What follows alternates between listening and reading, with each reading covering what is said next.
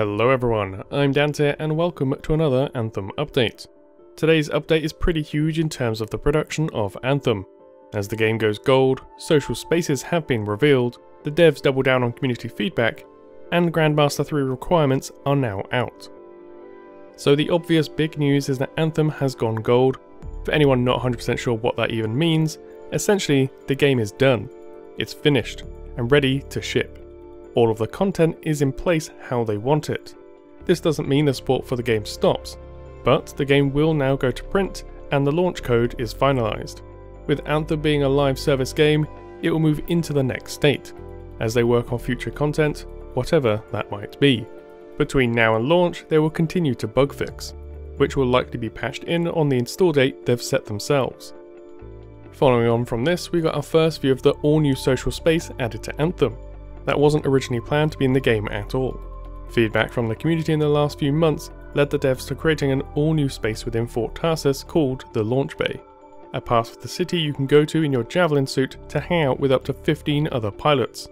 Not much has been revealed about what is actually here to do, but it will have access to all your general needs, so you can visit your forge to change up your Javelin, switch to a different one entirely, or just show off your paint scheme, as well as your vault and some of the NPCs to pick up new contracts. Although this isn't really how I wanted a social space to be added to the game, it's impressive that they have been able to react to the feedback so quickly, during arguably the busiest time in the studio's release. Which leads me onto a comment from one of the devs. Chris Smith was replying to a thread on Reddit and had this to say: "The social hub is an example of exactly this mindset. Bioware is fully aware that they might make mistakes. So when and if they do, they have been working on having the right communication tools in place. So when and if they do, they have been working on having the right communication tools in place, so that we, as a community, can articulate our concerns and how we think it can be fixed.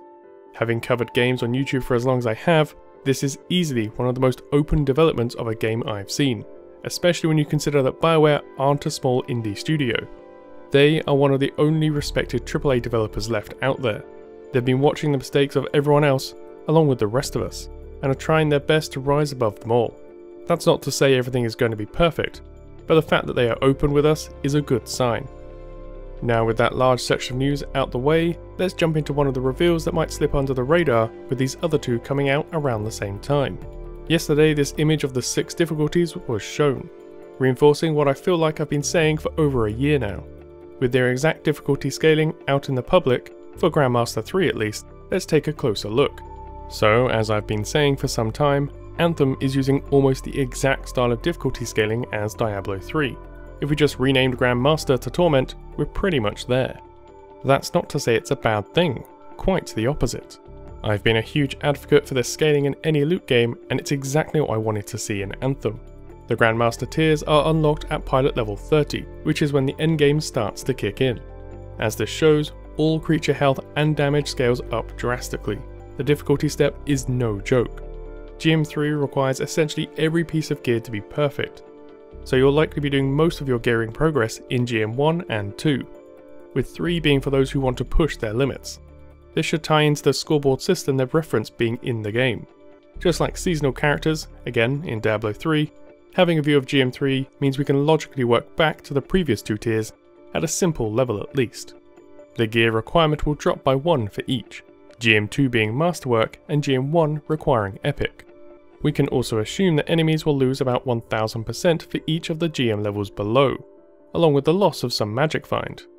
I really like this model, and it can easily be adjusted as the gear score levels rise with future content. But what do you guys think of this format? Lastly today, I wanted to cover the Anthem website, as if you've not been on there for a while, you may have missed some of the updates that have slowly been rolling out since the start of the year.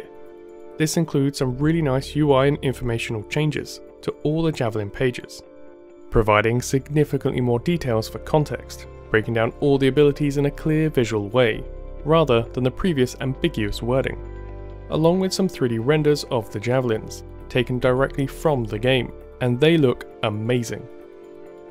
They also have some tips on how the Javelins play, and the breakdowns on the game are a little easier to navigate, though they haven't been updated just yet.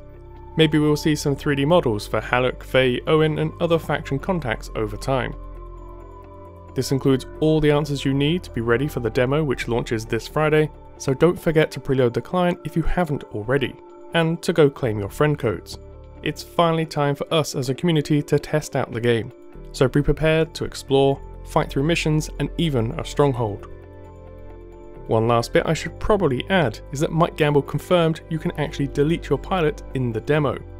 So if you have the time, you can go back and unlock all of the javelins. You'll just lose your progress each time.